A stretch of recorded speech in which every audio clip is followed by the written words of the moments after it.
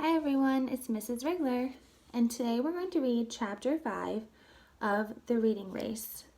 So if you remember, Freddie stayed up late to try to get as many minutes as he could for the readathon. But it turns out he didn't think that through because you had to have your parents sign off for when you read. So staying up late didn't even count. But now he's super tired and on his way to school. I just barely made it to the bus on time. I sat down next to Robbie. "Boy, you don't look so good," said Robbie. "What's up?" "Ugh, don't ask," I said. "Long story." "Well, we have a long bus ride, so you have time to tell me." "Well," I said, "I was trying to read for a lot of minutes for the readathon, so I stayed up late." "Your parents let you do that?" "Not really," I said. "I waited until they had gone into their room, and then I got out my flashlight and read under my covers." "Ooh, that's a good idea," said Robbie. "I thought so too, until Susie reminded me that my parents have to sign the paper telling how many minutes we've read. My mom and dad would be super mad if they knew I was up past my bedtime reading. Now, I'm super tired, and I can't even count those minutes." "Aw, bummer," said Robbie. "Yeah," I said, "huge bummer." "Hey, stay still a minute," said Robbie. "You've got something in your hair." He pulled out a chunk of dried oatmeal out of my hair. "What's this?" "Oatmeal." "Oatmeal? Ew! How did you get oatmeal in your hair?" "Well, I was so tired this morning that I fell asleep in my oatmeal." "That is hilarious," said Max. "I wish I had been there to see that." "Why does he always listen to our conversations?" I whispered to Robbie.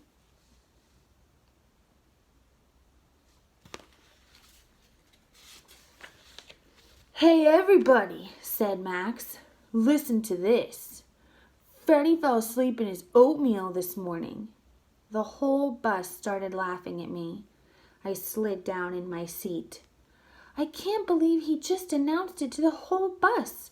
Now everyone is going to think I'm a loser." "Just ignore him," said Robbie. "Yeah, I don't think you're a loser," said Jessie. "Thanks, Jessie," I said. "How many minutes did you read last night?" "I read for 45 minutes, said Chloe. "He wasn't asking you, fancy pants," said Max. "Yes, he was," she said. "No, he wasn't," said Max. "Then who was he talking to?" Chloe asked. "He was asking Jessie," said Max. "No one was talking to you. No one cares how many minutes you read last night." "Ah, well, you're just jealous," said Chloe. "How many minutes did you read last night? I bet you didn't even read for 10. Max didn't answer. "You're not as good as a reader as I am," said Chloe. "I am the best reader in the class." "That's not true," said Max. "Yes, it is," said Chloe. "My mom always tells me that I'm a super reader. She calls me the princess of reading. Do you know that I can read third-grade books all by myself?" "So?" said Max. "So I bet you can't do that." "Robbie can," I said. "Robbie can actually read fourth-grade books." "Fourth grade?" said Chloe. "I don't believe it." "Well, believe it," I said. "He is the king of reading." Chloe sat back down in her seat. "Nice work," said Jessie. "Maybe that will keep her quiet for a while." "So how many minutes did you read for last night?" I said to Jessie. "I read for 60 minutes. "Wow! You read for a whole hour?" "Yep," said Jessie. "Good for you," said Robbie. "An hour is a long time," I said. "My abuela had a really good idea," said Jessie. "She told me that I had to find a secret reading place." A secret reading place? What's that?" I asked. "Well, it's different for everybody," said Jessie. "But once you find it, you can read forever." Can you tell me where your secret reading place is? I asked Jessie. Or is it a secret? I actually made my own secret reading place, Jessie said. I brought pillows and blankets into the kitchen, and I set up a reading fort underneath the kitchen table.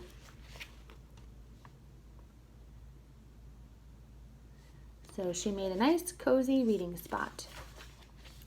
That sounds cool, said Robbie. It was really cool, said Jessie. I brought in my favorite books and some snacks, and before I knew it, a whole hour had passed.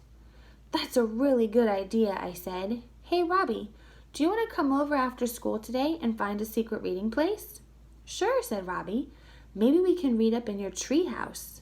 My tree house? That's boring, I said. And besides, it's not a secret. Susie can find us up there. I think I know a better place. You do? Asked Robbie. Where? Well, it wouldn't be a secret if everyone knew about it, I whispered. If I tell you now, then Mr. Big Mouth Bully will announce it to the whole bus. Max leaned over the seat and got right in my face. What did you call me? I gulped. That kid has some supersonic hearing.